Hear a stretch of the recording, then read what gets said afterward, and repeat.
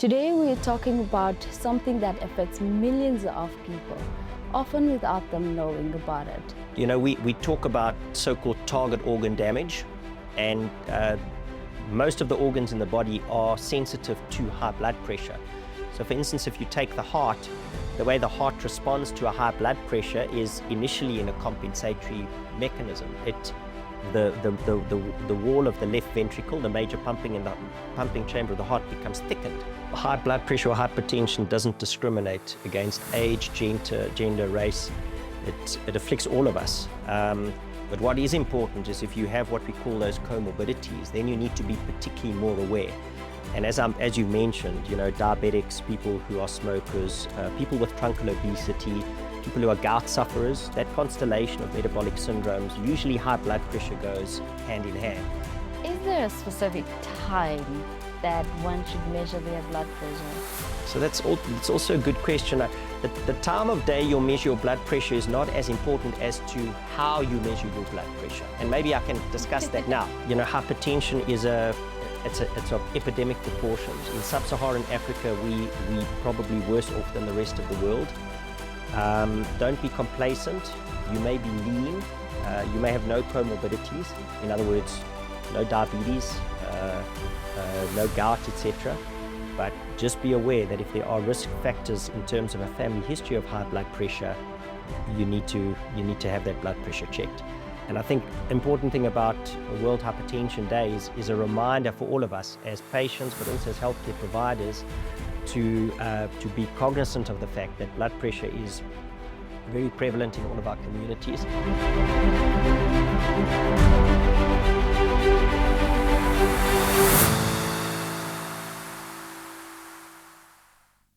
Welcome to MedTalk by Cospharm, where we put your health first, because your health is your real wealth, always. Today we are talking about something that affects millions of people, often without them knowing about it. High blood pressure, also known as hypertension. It is often called the silent threat because it exists quietly without symptoms showing, while causing some serious damage over some time. And as we approach World Hypertension Day, 17th of May, this conversation couldn't be more important. Joining us today is a specialist of heart health, Dr. M Alison. Welcome, Doctor, to our podcast. Thank you, Esther. Doctor, to begin with, for today's conversation, please tell our audience just briefly of who you are and the type of work you do. Thank you, Esther. I'm a general cardiologist. I work at Lady Pahamba Private Hospital, but I also try and bridge the gap for services that aren't provided in the state sector. So you get two broad types of cardiologists, those that are predominantly plumbers that deal with problems related to, for instance, coronary artery disease and putting in stents. Although I do that, my work also encompasses dealing with electrical problems of the heart. So I'm more of an electrician of the heart. And because in the state hospitals there's no one who does ablations for certain heart rhythm disturbances or puts in very complicated pacemakers, for instance, someone who's got a weak heart and we need to put in a type of pacemaker that's got 3 leads, I do that on state patients as well. Okay. What specifically drew Doctor to becoming a cardiologist? So I grew up in a fairly medical family. My dad is an anaesthetist and my mom was a lecturer at Wits Medical School in embryology and microanatomy. So from a very early age, I was captivated by anything that was medical. And I think I'm very fortunate because I knew that that was my calling in life and I've never looked back. It's been a passion. And I think if medicine is your passion, then it makes the job very easy. And although we work long hours and sometimes it is taxing, I think if the passion is there, then we can provide a wonderful service. What is hypertension? Yeah, so hypertension is high blood pressure, as you've alluded to. Remember that the body is in a state of homeostasis, so everything has to be moderated. So in our body, the blood pressure has to be normal. It's not good if it's too low, and it's not good if it's too high. So essentially, through the heart and a series of pipes, if you like, we generate a pressure that allows blood to be distributed to various organs in the body. If it's too low, those organs aren't getting enough blood. And if it's too high, the blood is delivered to those organs under pressure. And over a long period of time, doesn't matter which organ you're dealing with. For instance, if you're dealing with the brain, if you are through the heart, pumping blood through the aorta and going up into the brain, if that organ is exposed to high pressures, those pipes begin to develop strain. And that's how complications occur. Those arteries can expand and become aneurysmal. Those arteries can burst. And remember, blood pressure in any artery often drives cholesterol into the wall of the arteries, for want of a more simple explanation. And it's a big driver of a condition we call atherosclerosis. Often blood pressure isn't the only culprit. It goes together with high cholesterol, smoking, diabetes, etc. But when you add that together, you've got a perfect storm to then lead to cholesterol buildup in those arteries. And if it happens at the level of the brain, you can end up with a stroke. If it happens at the level of the heart, you're going to end up with a heart attack. As previously we've learned that, or it has been a belief for a very long time, that high blood pressure is only found in older people or in the older generation. Whilst nowadays there are studies that shows that there are actually, in fact, a lot of young people also who has high blood pressure. For young patients, or young people rather, what would be an alarming number? Is it still the same within the young people and the older people? So there are a few questions that you've asked there, but I think that's a very important statement you've made. You know, there are statistics coming out of South Africa where up to 10% of people under the age of 30 now are hypertensive. I mean, that's a scary number. So hypertension is not an old person's disease. Historically, if you read textbooks dating back 40 or 50 years, it used to be referred to as essential hypertension. Essentially, in other words, we thought that as the body gets older, your blood pressure has to get higher to perfuse your organs. We now know that is a mistruth. In fact, we treat elderly patients very similarly to the way that we treat young patients. Those targets remain the same. But there is certainly, if you look at sub-Saharan Africa over the last 30 years, an absolute pandemic of blood pressure problems. And the concern is those numbers continue to increase. And if you look at, worldwide, about 40% of adult people worldwide are hypertensive. And the scary thing about that is less than 50% are diagnosed. Even those who are diagnosed, only about 25% are treated. And of the 25% that are treated, only 10% are treated to target. So only 10% of those people have blood pressures of below 130/80. So it's a big concern. And you might say, well, why is that happening? And, that's why we're here today. It's multifactorial. But if we can educate patients, if we can educate general populations, if we can educate general practitioners, nurses in primary care clinics, we need an awareness of this, the fact that there is this epidemic which is brewing in the background. And, you've mentioned the silent killer. We don't want to wait until a complication occurs. That's when my job starts often, when someone presents for the first time with a heart attack or a stroke. But there's a huge window of opportunity to intervene prior to that, before complications arise. And doctor, in your experience, especially now with the young people, more young people that are being diagnosed with high blood pressure, what are the possible causes of high blood pressure in the young people, especially now that there are rising numbers in young people than the older generation? So another excellent question. The cause of blood pressure in young people is similar to that in elderly people. And, there are two aspects, and you need to balance them out: nature versus nurture, or lifestyle versus some genetic predisposition. So some of us are predisposed, and it's often mediated by various genetic factors that dictate how our kidneys deal with sodium in our diet. And in fact, a lot of people who are of Black African origin have what we call salt-sensitive hypertension. And that's one of the biggest problems we've got in our environment.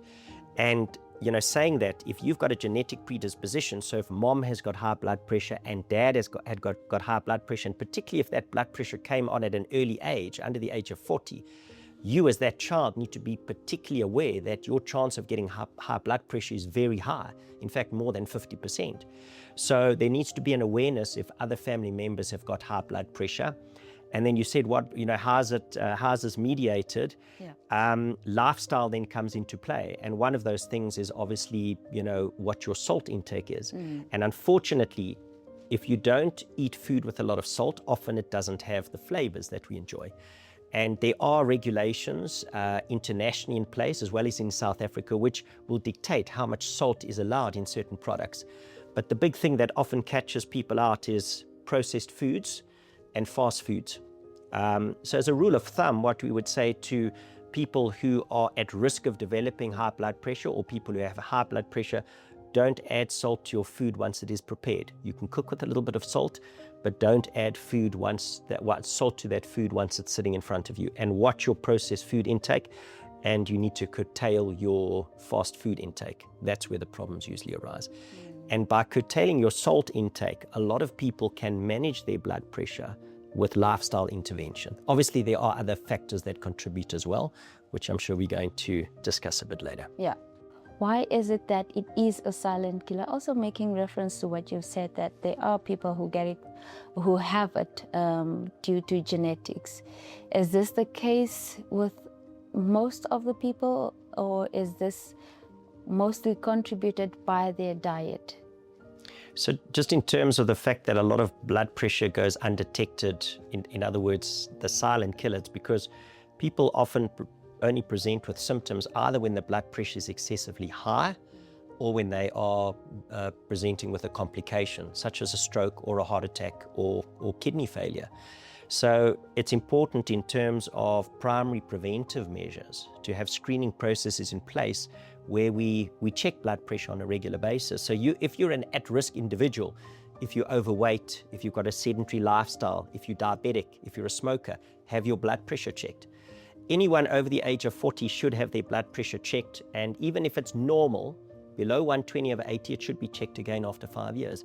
If your blood pressure is borderline, sitting at, say, 130/85, then that should be checked again at least within the next year. One of the problems we've got is that blood pressure, which is checked in a medical institution, say patients coming to see me, often the blood pressure is elevated because of what we call a white coat effect. So seeing a doctor, often because of anxiety, other factors, pushes up the blood pressure. The other thing is often people rush into their doctor's appointment. They've climbed a flight of stairs. They've fought with their kid before coming into the rooms. They've driven through traffic. So by the time you arrive in the doctor's room, they're a bit agitated.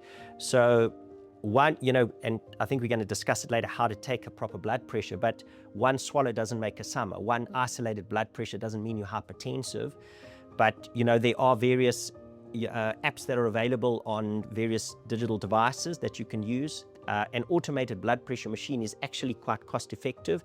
And if there is a concern regarding high blood pressure, then go and buy yourself an automated blood pressure machine and keep a tally of that. And just make sure that under controlled conditions, when you take your blood pressure properly, those numbers are below 130/80. And don't ignore a single isolated blood pressure. We often have patients who come in and, you'll say, but, Mrs. Jones, have you had a high blood pressure before? And she'll say to you, yes, but, it's always when I'm agitated or when I'm having an operation. That might be fine, Yeah. but she may, in fact, be hypertensive. Yeah. So you need to then measure that outside of environment where all those stresses have been eradicated. Okay.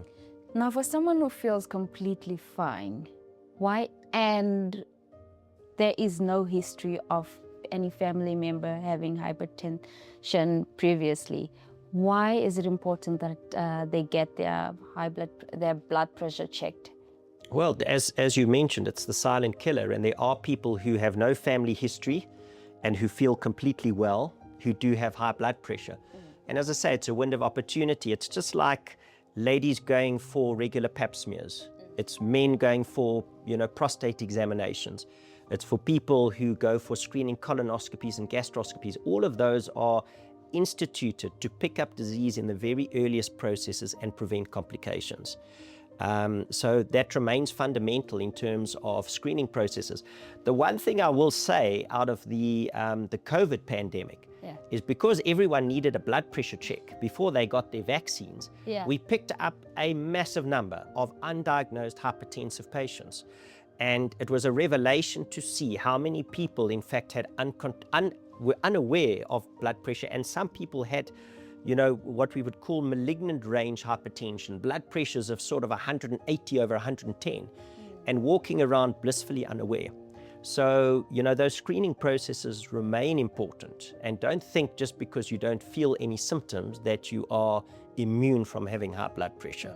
That's why those screening processes are in place. Yeah.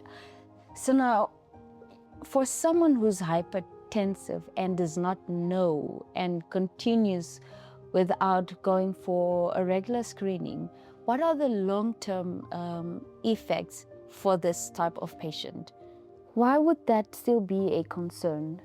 So, we talk about so-called target organ damage, and most of the organs in the body are sensitive to high blood pressure. So, for instance, if you take the heart, the way the heart responds to a high blood pressure is initially in a compensatory mechanism. The wall of the left ventricle, the major pumping chamber of the heart, becomes thickened. And initially this is compensatory to allow you to generate a high pressure against increased resistance. But with time, that becomes deleterious. A thickened ventricle can lead to heart rhythm problems. Eventually the heart gets bigger, it becomes weaker, and you can end up in heart failure. You can end up having a heart attack because it accelerates cholesterol buildup in the arteries. If we take the brain, for instance, your risk of stroke, either from clots forming or from bleeding, is increased. If you take the kidneys, you can go into kidney failure because of those high pressures. It can affect the eyes as well in terms of the vascular or the blood vessels in the eye. So really, any organ in the body can be impacted on, and the importance is we want to treat the blood pressure before complications arise. Fortunately, even if certain changes have occurred, if we do treat blood pressure, we can regress those things. So for instance, if you are a patient who's had long-standing blood pressure and the heart muscle is thickened, if we do treat that blood pressure, we can actually get the heart back to normal. So there are multiple sort of steps along the way where there are opportunities to intervene and make sure that a serious complication doesn't arise. Is there perhaps a certain race or age group that is most at risk of developing high blood pressure? So high blood pressure or hypertension doesn't discriminate against age, gender, race. It afflicts all of us. But what is important is if you have what we call those comorbidities, then you need to be particularly more aware. And as you mentioned, diabetics, people who are smokers, people with truncal obesity, people who are gout sufferers, that constellation of metabolic syndromes, usually high blood pressure goes hand in hand. And I just want to mention one aspect which is linked integrally to truncal obesity and the metabolic syndrome is a condition called obstructive sleep apnea. So obstructive sleep apnea is a huge problem and often under-recognized. But one of the problems is if we develop a bit of truncal obesity, often we do develop a bit of soft tissue buildup in the neck area. And what happens when we sleep at night is we obstruct our airway. So if you snore, that is a manifestation of partial airway obstruction. But some of these people who are, heavy set, obstruct their airways completely. And if you don't move any air during sleep, your oxygen levels drop. You have a major stress response in the body. Your blood pressure shoots up, often at night, but that can be a problem during the daytime as well. And these patients complain of unrestorative sleep because they don't have enough REM sleep. They complain of early morning or daytime somnolence, where they fall asleep sitting in front of the TV on a Saturday watching cricket or rugby because they haven't had enough sleep. And that together with often a collateral history from a spouse who says, Mr. Jones smokes or Mr. Jones snores terribly every night. He's cutting down trees. That should raise an awareness in the treating physician that this patient may have sleep apnea. Because if you don't treat obstructive sleep apnea, that's often the cause behind the blood pressure. So if we take blood pressure sufferers as a whole, the vast majority are patients who have what we call primary hypertension. They are patients who have got some genetic predisposition. There's not much we can look for which is driving the process, but there are patients who have secondary hypertension. And this is related, like to obstructive sleep apnea. Some people have a growth in the glands above the kidneys, which can secrete hormones that can produce high blood pressures. There are certain things we look for, particularly in young patients, and particularly in young patients who are lean and don't sort of look like patients who have got metabolic syndrome. And it's very important in those young patients or younger patients to go through that more thorough screening process early on, because otherwise we treat them like any other blood pressure sufferer. But if we pick up the fundamental cause of the blood pressure, like a growth above the glands in the kidneys, if that is cut out, that can be curative in terms of managing their blood pressure. Yeah. Now let's talk about something very practical, which is the monitoring part.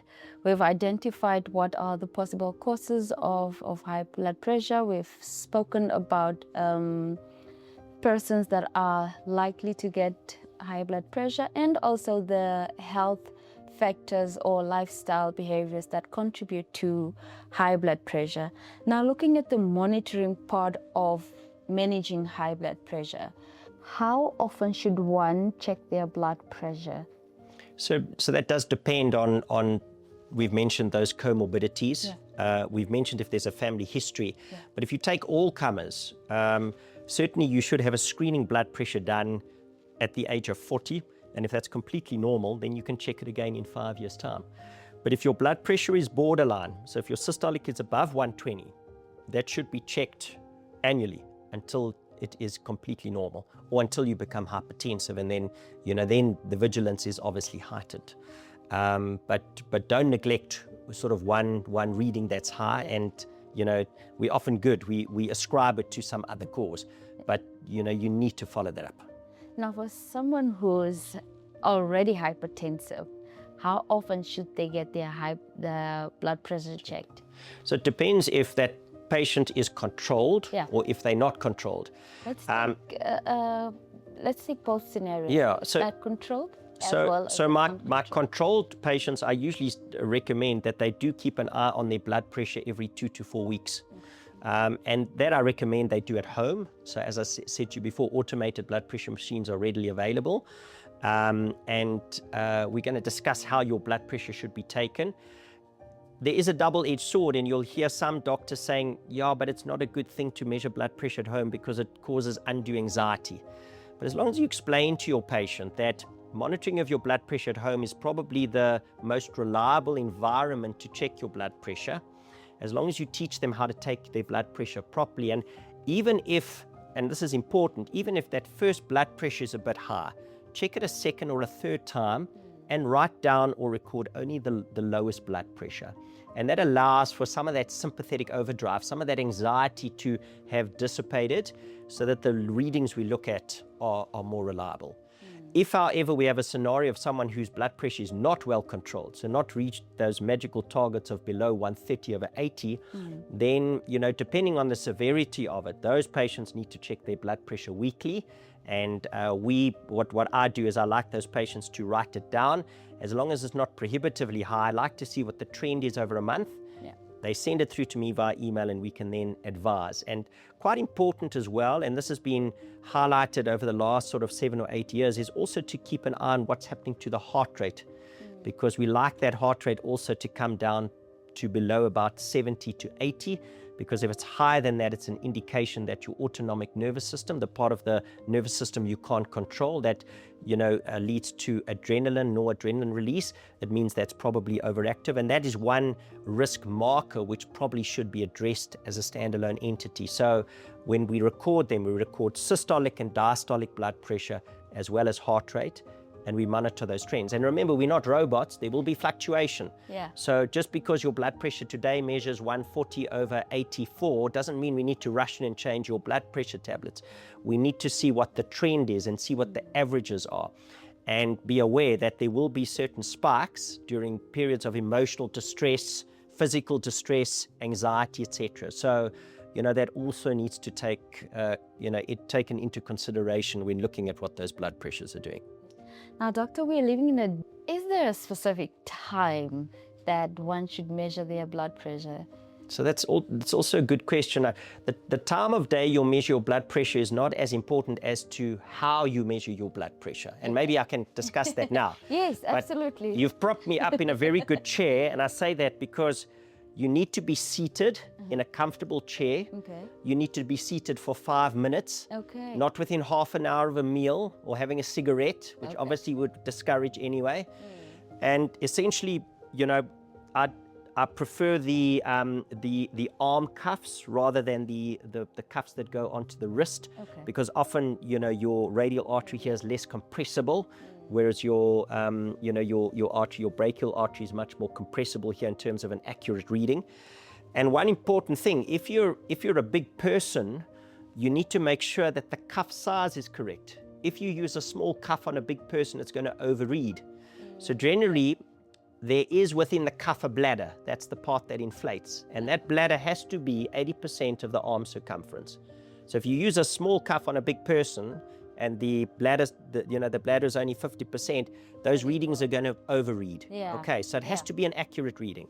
So bladder size is important. Cuff size, goes hand in hand with that. And as I've mentioned, you should be resting quietly. You do your recordings. Do up to 3 recordings at a time. But in terms of the time of the day, sometimes I encourage patients to take their blood pressure at different times of the day. So we all lead busy lives. Yeah. Sometimes it is easier to take it first thing in the morning before you jump out of bed, maybe on a Saturday or a Sunday, because you might have a bit more time. But you can also do it in the evenings when you're relaxing. Maybe you've finished your day, you've allowed that half an hour after eating your evening meal, and you're relaxing. But it should be in a calm environment and, as I say, in a seated position with a backrest. And then we've got a standardized measure, which is repeatable, and we can actually extrapolate amongst different patients, different population groups.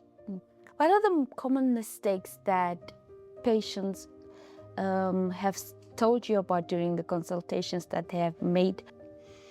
Not so much in terms of mistakes, but I think patients often don't monitor their blood pressures. They think because they're taking their tablets that their blood pressure's fine. But if you institute an action, you need to see what the reaction is. So you need to monitor that blood pressure on a regular basis. Look, I've had some patients who have inadvertently taken more tablets than they should have, which is obviously, also one thing that we wouldn't advise. Compliance, in other words, for patients to take their blood pressure tablets on a regular basis is a huge thing. So the way that the medical fraternity has advanced is we have now got medicines where we combine up to 3 tablets in one. So that provides what we call a single pool combination therapy. So instead of having a handful of patients, you may be able to get away with 1 or 2.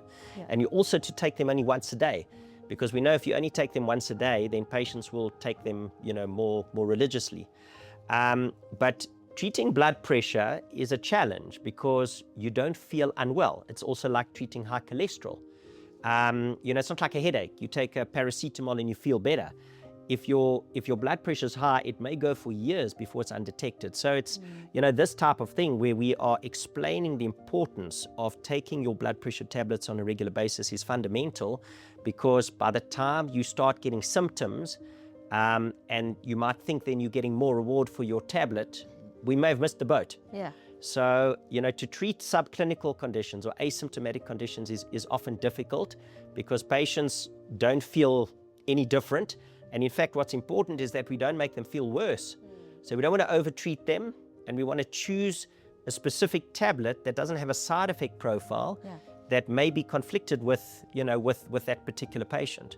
So it's very important, and it's very important choosing the right blood pressure tablet, particularly for, say, ladies of childbearing age. You don't want to give them a blood pressure tablet that could impact on the developing baby if they fall pregnant inadvertently on their blood pressure tablet. So there's certain medicines that, depending on who we're seeing in front of us, is very important in terms of that particular medication in that particular patient. Speaking of treatment, obviously, that comes to now the management of high blood pressure. If someone has high blood pressure, what is their first step that they should take? So it depends on the level of blood pressure, because if your blood pressure is just above that normal range, let's just say you come to see me in my rooms and your blood pressure is consistently about 140/90. That's not prohibitively high, but you are hypertensive. And as long as we can establish that you don't have target organ damage, so we can do various tests on the heart to make sure there's no enlargement. We can test your urine to make sure that there's no blood or protein in your urine. And as long as we've established there's no target organ damage, there is actually a window to institute aggressive lifestyle management before rushing in with pharmacological management. So we don't necessarily have to give you a tablet. But what I would recommend at that stage is you need to look at your salt intake. We would encourage people to exercise at least 4 out of 7 days, and that's doing 45 minutes of exercise. And to go for a casual walk is not enough. You need to end up huffing and puffing, and you're not going to sweat, but having a glow on your brow. Yeah. So exercise is important. If you're a smoker, terminate your smoking habit. Cut down at least, but try and stop it. There's something called the DASH diet, which you can read about, but that essentially is the Mediterranean diet. It's cutting out saturated fats. It's watching your salt intake. It's eating more olive oil, rather than butter. It's cutting down on your red meat intake. And coupled with that, and it's a bit controversial, but if you're speaking to cardiologists or people who treat blood pressure, people who abuse alcohol, they need to cut back. But moderate alcohol consumption, so 1 to 2 units, depending on gender and other comorbidities, in fact, does have a beneficial effect in terms of what your cholesterol profile looks like, because it pushes up your healthy cholesterol. And in fact, it does have some blood pressure lowering properties. And coupled with that also is reduction in weight. So if you can get your weight down, on average, if you look at some observational studies, if you drop your blood pressure, or if you get your weight down by 1 kilogram, you can get your blood pressure down by 1 systolic and 1 diastolic. So if you lose 10 kilograms and your blood pressure is 140/90, you can get your blood pressure down to 130/80 with lifestyle. And it's not going to happen overnight, but let's just say we set yourself a 3 to 6 month plan. Lifestyle institutions or instituting lifestyle changes may in fact be all the management that you need. But careful surveillance in that scenario. You said to me, sort of, at what point would we consider then, obviously not just using lifestyle. Lifestyle is fundamental in anyone, don't get me wrong, even patients who need medicines. But let's just say you came to see me today and I saw your blood pressure was 180/110. Or I saw you and your blood pressure was maybe 150/90, but we already picked up concerns regarding early kidney or heart damage. Then we're going to start you on medication. And in fact, the current trends are to initiate therapy on a 2-pill combination at a lower dose. And we would give you a type of medication, sometimes taking into account gender, ethnicity, other comorbidities. Are you diabetic, etc.? Are you asthmatic? Just so that none of those medicines are conflicted. Can hypertension be reversed? Or is there something that can be done to reverse it or treat it completely? So the answer to that is definitely yes.